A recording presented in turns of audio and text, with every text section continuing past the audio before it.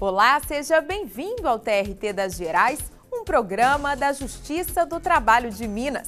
Nesta edição, vamos mostrar como a tecnologia contribui para dar mais agilidade aos processos. Já tem até acordo feito pelo WhatsApp. E mais, saúde do coração. Exames periódicos e atividades físicas ajudam a reduzir o índice de adoecimento laboral. Barragem de Fundão. O desastre em Mariana, na região central do estado, pode ser considerado acidente de trabalho. E ainda, as principais notícias do Judiciário Trabalhista Mineiro. Não saia daí, o TRT das Gerais começa agora.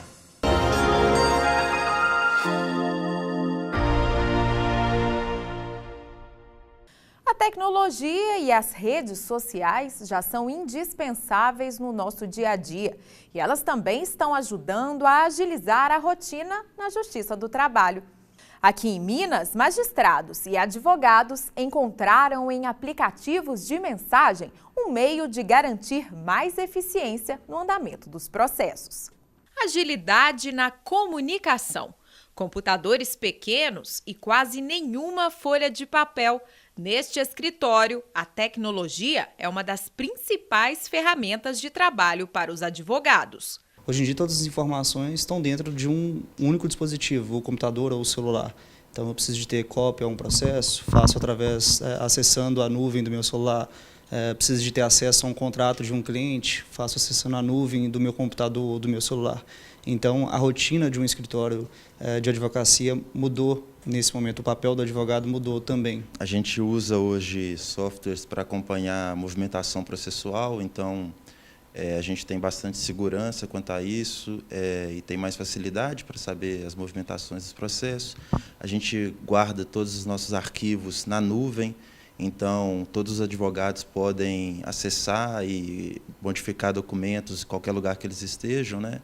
Então, mesmo que a gente esteja viajando, eventualmente pode um colaborar com o outro para a melhoria das peças. Os aplicativos de mensagem também são muito usados por aqui, seja para conversar com os sócios ou até mesmo com os clientes. Sem sombra de dúvida, o WhatsApp é a maior ferramenta, né, que nós utilizamos, tanto para a comunicação interna da equipe, quanto para comunicar com os clientes, que muitas vezes querem tirar dúvidas imediatamente, querem receber documentos também, então a gente já saiu uma decisão no processo, a gente já pode encaminhar para eles por WhatsApp, porque tem essa necessidade, essa pressa, né? Então facilita muito o nosso dia a dia. A tecnologia se tornou uma importante aliada da Justiça para dar mais agilidade aos processos. Em Minas, por exemplo, um juiz da cidade de Januária, no norte do estado, indeferiu o pedido de adiamento de uma audiência em que as partes não poderiam comparecer. Ele propôs a criação de um grupo de WhatsApp para tentar uma negociação. A ideia do magistrado foi de que a conversa fosse feita na hora marcada para a audiência de instrução. Assim, mesmo em locais diferentes, as partes poderiam discutir a proposta de conciliação.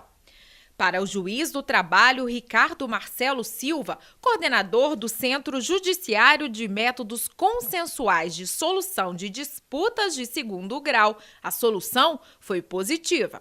Eu fui juiz no norte de Minas, sei da dificuldade das distâncias. Agora, hoje, com a tecnologia, isso, volto a reafirmar, permitiu aferir com certeza e rapidez a manifestação de vontade da parte. Isso é tudo que nós precisamos. Nós precisamos de resolver a vida das pessoas de um modo rápido, eficiente e seguro. Porque, afinal de contas, se não fosse assim, não valeria a pena ter justiça. No Sejusc de segunda instância na capital, a tecnologia já faz parte da rotina. Esta advogada veio para uma audiência de conciliação e trouxe o tablet. Ela conta que o dispositivo está sempre na bolsa. O peso que eu preciso carregar na minha bolsa, ou então comigo mesmo, é só o peso do tablet, né? Só o peso do tablet e o aparelho celular. Antigamente tinha aquela papelada toda para a gente poder estar levando, né? Agora não precisa mais. Tudo que você precisa está disponível nos aparelhos. Computadores, internet e celular também são usados durante as audiências. O juiz Ricardo diz que essas ferramentas são indispensáveis para o trabalho no centro. Às vezes a parte, uma é do interior de Minas, a empresa é do outro estado da federação, o advogado é de um outro estado ainda e o advogado do reclamante é de uma outra cidade. Isso, a gente junta isso através dessas modernas tecnologias, afere a manifestação de vontade deles, imprime os dados e usa disso para alcançar o máximo de resultado com o mínimo de gasto, que é o ideal do princípio, do processo, que é o princípio econômico, ou seja, você alcançar o máximo de resultado com o mínimo de gasto. E isso a tecnologia nos permite com grande eficiência. É hora de ficar por dentro do que acontece no tribunal. Acompanhe o nosso giro.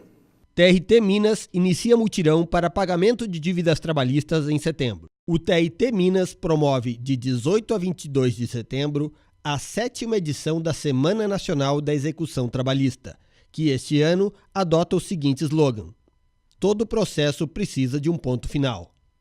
As ações coordenadas pelo CSJT visam dar fim a processos trabalhistas e garantir efetividade do pagamento a trabalhadores nos processos em fase de execução.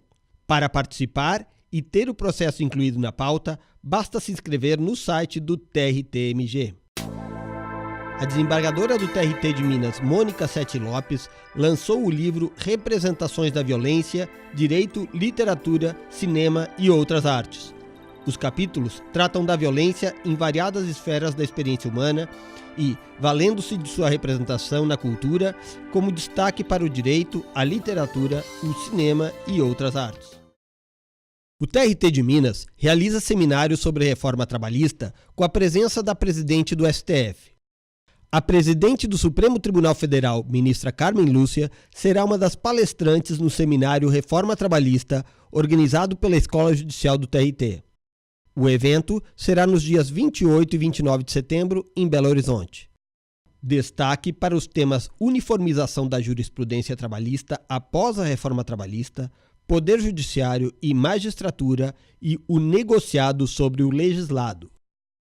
Quer saber mais sobre o TRT mineiro? É só acessar trt3.jus.br.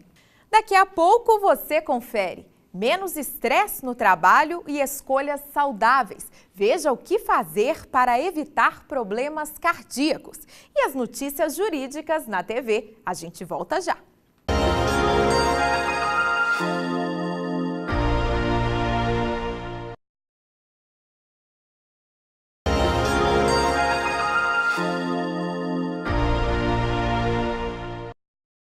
Estresse, rotina apertada, horas trabalhando sem descanso. Tudo isso associado ao sedentarismo e a uma alimentação desregrada pode gerar graves problemas cardíacos. Você vai ver agora o que é preciso para conciliar carreira e hábitos mais saudáveis.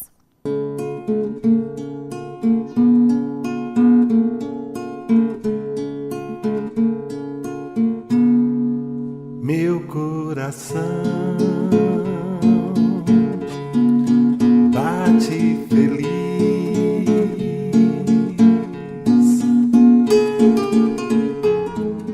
Ao ver Elton assim, ativo e de bem com a vida, fica difícil imaginar que há 3 anos ele tenha passado por graves problemas cardíacos.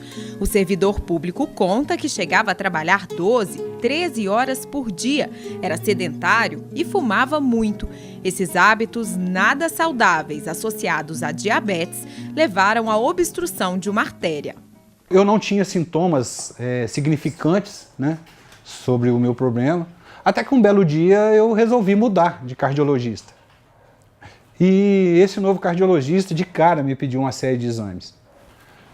Nesses exames ele detectou que eu tinha uma arteriosclerose, né, numa coronariana, com obstrução já de 70% de uma das artérias do meu coração. E segundo ele, se eu não tivesse descoberto nessa época, eu não estaria aqui contando essa história para vocês. Para evitar que o problema se repetisse, ele precisou mudar a rotina. A primeira providência que eu tomei foi cortar o cigarro, né, com um pouco de dificuldade, porque parar de fumar não é fácil, né, mas com um pouco de força de vontade e com o auxílio médico a gente conseguiu. Passei também a praticar atividade física mais forte por um determinado período, bem forte mesmo. Eram coisas quase 2 horas todos os dias, principalmente hidroginástica, né? Isso me ajudou bastante. E mudei por completo a minha alimentação. O presidente da Sociedade Mineira de Cardiologia explica que as doenças cardiovasculares são as principais causas de morte na população brasileira. Entre os motivos para o surgimento delas está a obesidade, a diabetes e a hipertensão arterial. Hoje nós temos uma mortalidade cardiovascular no Brasil em torno de 350 mil mortes por ano. E a expectativa não é uma expectativa muito, até 2030, não é muito saudável no sentido de a gente conseguir reduzir isso, mas existe uma expectativa que a gente consiga reduzir exatamente com o quê? Com a orientação da população em relação aos fatores de riscos. O que é isso? Isso é o que é? Você reduzir o nível de hipertensão arterial, você reduzir o nível de colesterol das pessoas, você conscientizar a pessoa a parar de fumar, você conscientizar a pessoa a tratar a pessoa que é diabética.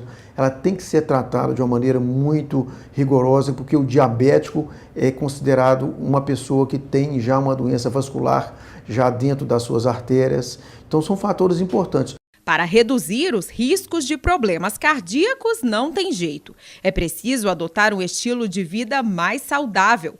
O Elton diz que hoje se sente muito mais disposto. Qualquer atividade que eu fazia antes, eu sentia cansaço, eu me sentia indisposto.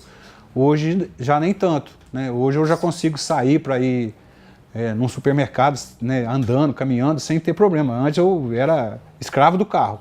Se o carro não fosse, eu também não ia. Então, a Sociedade Brasileira de Cardiologia ela vem investindo muito nessas campanhas de publicidade, no sentido de você orientar as pessoas aqui a fazer uma simples medida de pressão arterial. Uma simples medida de pressão arterial, você dá o diagnóstico de uma doença que pode te levar futuramente a sequelas. Não talvez a morte, como um infarto, mas pode te levar a um derrame cerebral, deixar você com uma invalidez. Na hora de cuidar da saúde do coração, os esportes são importantes aliados. O Túlio, por exemplo, faz natação, corrida e toda terça-feira pela manhã ainda pratica tiro ao alvo com os amigos.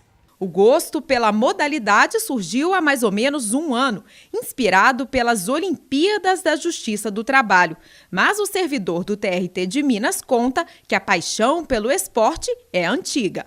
Hoje eu estou mais praticando corrida, né? Natação eu pratico um pouco menos, né?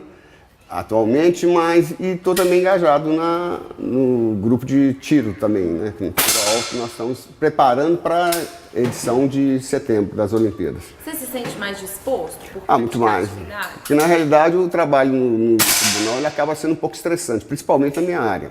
Então você precisa ter uma válvula de escape, não pode deixar de contar, né? Geralmente com esporte dentro da sua vida, né? Ele diz que as atividades só trouxeram benefícios para a saúde. Túlio valoriza tanto a prática de esportes que incentiva outros colegas a participarem também. Por isso que eu estou falando que, de repente, todos vocês aí que estão parados poderiam voltar um pouquinho para o outro lado e praticar um pouco mais de exercício. 3 vezes por semana, essa turma se reúne para os treinos de corrida. São servidores e ex-servidores que estão se preparando para as Olimpíadas Nacionais da Justiça do Trabalho, que ocorrem em setembro, no Espírito Santo. Por aqui não tem moleza. Apesar do esforço, quem participa garante. Os benefícios vão além das pistas. Esporte sempre foi bom, agora vai ser remédio. Quem quiser ter uma vida longa, laboral, saudável. É tão bom, é tão motivante, acaba contagiando as pessoas, se torna mais descontraído, entendeu? Mais comunicativo, entendeu? Isso ajuda muito no meu dia a dia do trabalho. Cuide bem do seu coração, que é a alma da sua vida. A gente viu que a prática esportiva e os cuidados com o corpo são fundamentais para a saúde do coração. Só que as pessoas acabam se esquecendo que o acompanhamento médico também é importante. Especialistas alertam que é fundamental realizar exames periodicamente. Isso porque as doenças cardíacas muitas vezes são silenciosas. No exame periódico, o que a gente observa é a presença de fatores de risco para as doenças cardiovasculares, especialmente infarto e o derrame. a saber, alteração da pressão, alteração da glicose, alteração do colesterol, sobrepeso e obesidade, sedentarismo. Então, são todos fatores de risco importantes no desenvolvimento dessas doenças cardiovasculares, que vão mostrar os seus efeitos a partir do aumento da idade, a partir dos 50, 60 anos. O TRT de Minas incentiva servidores e magistrados a fazerem os exames periódicos. O presidente do tribunal, Júlio Bernardo do Carmo, não perdeu tempo e também foi conferir como anda a saúde. Nós temos que ter o cuidado em fazer os exames periódicos para saber se tudo está bem conosco, né? Pode ser que a gente tenha uma alteração de pressão, pode ser que tenha algum problema até mais grave, a gente nem tem conhecimento. E o exame médico periódico vai detectar isso. Nós temos que tomar esse cuidado porque para a gente desempenhar um bom trabalho é necessário que a gente esteja em boa forma de saúde. Por isso que eu recomendo a todos os servidores e magistrados que não descurem desse exame periódico, porque ele é muito importante para a nossa vida, para a nossa saúde, que é o maior patrimônio que a gente tem. A prevenção é sempre o melhor caminho. Cuide de você e da sua família. Faça o exame periódico. Você sabia que em caso de falecimento do titular, o dinheiro que está na conta poupança pode ser penhorado? Esse é um dos destaques de hoje no quadro Notícias Jurídicas na TV. Em caso de falecimento do titular, dinheiro em conta poupança pode ser penhorado. Os herdeiros da sócia de uma empresa não se conformaram com a penhora de dinheiro da conta poupança que pertencia à falecida. A alegação foi de que os valores bloqueados seriam impenhoráveis nos termos do artigo 833 do Código de Processo Civil. O caso foi analisado pela 9ª turma do TRT de Minas Gerais, que seguiu o voto da relatora. Foi mantido o entendimento de que os depósitos realizados em conta poupança só são protegidos pela impenhorabilidade enquanto o titular da conta está vivo. Isso porque a proteção das economias da pessoa se justifica para que ela possa fazer uso do dinheiro em momentos de necessidade. Com o falecimento do titular, os valores passam a integrar a herança, transferindo-se aos herdeiros. Deste modo, a conta bancária iniciada e mantida com o propósito de poupar valores para utilização futura perde totalmente a finalidade e, por isso, deixa de ser alcançada pela impenhorabilidade prevista na lei. Portanto, a penhora determinada pelo juiz de primeiro grau foi declarada válida. Amigos no Facebook podem ser testemunhas na Justiça do Trabalho. A 4ª turma do TRT de Minas Gerais entendeu que o simples fato da testemunha figurar como amiga da parte no Facebook não é suficiente para invalidar o depoimento prestado à Justiça. Com base no voto da relatora, o TRT3 rejeitou o pedido da empresa e manteve a validade do depoimento da testemunha indicada pela trabalhadora. Conforme a relatora, hoje em dia as pessoas se conectam por meio de redes sociais sem haver necessariamente amizade íntima e pessoal. Ela citou decisão do TST no sentido de que, se a amizade de Facebook fosse motivo para suspeita, não restariam pessoas aptas a servir como testemunhas na Justiça do Trabalho. A seguir, vamos acompanhar uma entrevista sobre o desastre em Mariana. O rompimento da barragem de Fundão pode ser considerado acidente de trabalho? Fique com a gente, voltamos já.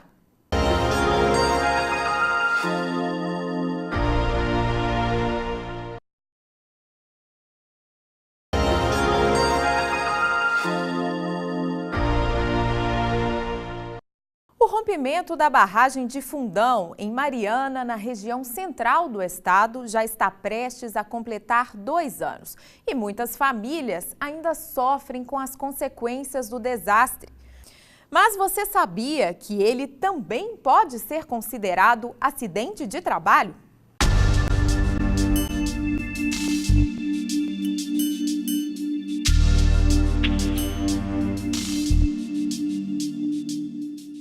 Eu converso com o auditor fiscal do trabalho do Ministério do Trabalho e Emprego, senhor Mário Parreiras de Faria. Ele vai falar conosco sobre o rompimento da barragem de Fundão.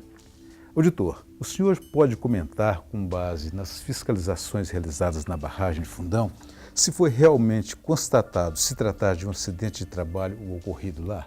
Na nossa perspectiva, foi um acidente de trabalho, né?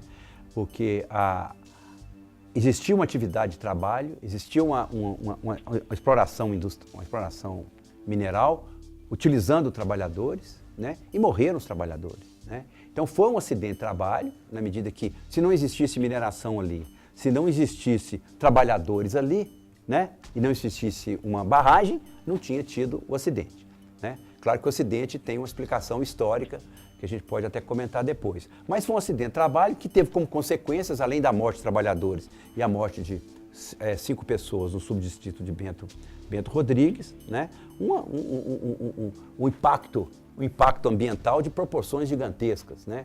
Cujos efeitos nós vamos sofrer ainda por algumas décadas. Nós gostaríamos que o senhor comentasse sobre os principais pontos levantados nessa fiscalização e quais foram as principais conclusões que constam do relatório gerado após o trabalho em loco. Bom, a análise documental que a gente fez com entrevista com trabalhadores da Samarco e de trabalhadores que estavam no momento do acidente na barragem, nos permitiu verificar que essa barragem, desde a época da sua operação, desde o início da sua operação, ela começou a operar em dezembro de 2009, já em abril de 2010, ela já começou a apresentar problemas de drenagem, né? Isso foi andando, tem uma história. Em 2010 ela teve essa grande surgências de água e infiltração de água nas galerias de drenagem. Eles tentaram fazer alguns consertos. Em 2012 ela teve um outro problema de drenagem. As galerias de fundo foram então plugadas, elas foram então entupidas. Criou-se então um sistema de drenagem superficial e fizeram, né, para tentar corrigir, tentar pelo menos manter a produção da barragem, fizeram uma forma de alteamento, um desvio no eixo da barragem sem o devido projeto, conforme os dados que a gente tem. Um desvio em S na barragem, e para tentar, para continuar a produção e desviar também de uma influência que a mina vizinha, o depósito de rejeito, do depósito de estéreo da mina vizinha, jogava água para dentro dessa uma parte da barragem, fazendo com que aumentasse ainda mais a saturação de água da barragem. Eles fizeram esse desvio. Em 2014, ela apresentou sinais claros de saturação a nível quase de liquefação, com trincas de grande proporção, com sinais de muita umidade num determinado setor da barragem, surgências de água em vários lados da barragem, que a gente chama de ombreiras, mas principalmente na ombreira esquerda, onde ao final, em 2015, ela veio se romper. E eles tentaram então corrigir, né? Tentaram corrigir isso e ao mesmo tempo começaram a fazer trabalhos para mudar o tipo de drenagem da barragem e acertar o eixo dela. E não era para fazer isso interrompendo as atividades? Teoricamente, você teria que interromper essas atividades para parar de jogar rejeito na barragem, numa barragem que já estava saturada, né? E é bom que se diga aqui também que a partir de 2012, com esse desvio do eixo da barragem, eles aumentaram muito a deposição de rejeito na barragem. Aumentaram de uma forma exponencial. Então aumentaram mais ainda a carga de rejeito na barragem. Nós temos dados que provam isso, né? E começaram a fazer, então, a partir de 2014, todo o projeto de correção ou de levar a barragem para o seu eixo original do projeto. Mas isso necessitava uma série de medidas de drenagem e colocavam mais material em cima. Então, essas medidas, com drenagem, caminhão andando em cima, vibrações decorrentes desse material, né? Detonações na mina vizinha, que era uma mina da Vale, do Rio Doce, né? Da Vale, né? Detonação na mina vizinha. E também ocorreram pequenos sismos, né? 3 pares de sismos, algumas horas antes da detonação, do rompimento da barragem, que se viram, então, foram a confluência de fatores que levou ao rompimento da barragem. Uma barragem bem drenada, né, ela não ruiria com um sismo de 2,3 na escala Richter. Segundo o Manual de Barragem do Ministério das Minas e Energia, de 2012, uma barragem tem que ser construída para resistir sismos de 5,0 na escala Richter, né? Então foram sismos relativamente pequenos que a gente suspeita, inclusive, que podem ter sismos induzidos, não sismos naturais. A forma de espaçamento entre os sismos nos permitiu inferir que são sismos induzidos pelo próprio peso da barragem. Então, todos esses fatores, né, que vieram sendo construídos ao longo da operação da barragem, levaram então com que ela não resistisse mais e começasse então a se romper exatamente no lado da ombreira esquerda, onde tinha mais sinais de infiltração, de surgências de água, que já vinha lá desde 2012, 2014, então, ou seja, foi uma sucessão de problemas, né? Claro que os técnicos tentaram corrigir isso, mas foram decisões que foram tomadas ao longo da história da barragem, né? No nossa concepção, esse é um acidente tipicamente organizacional, né?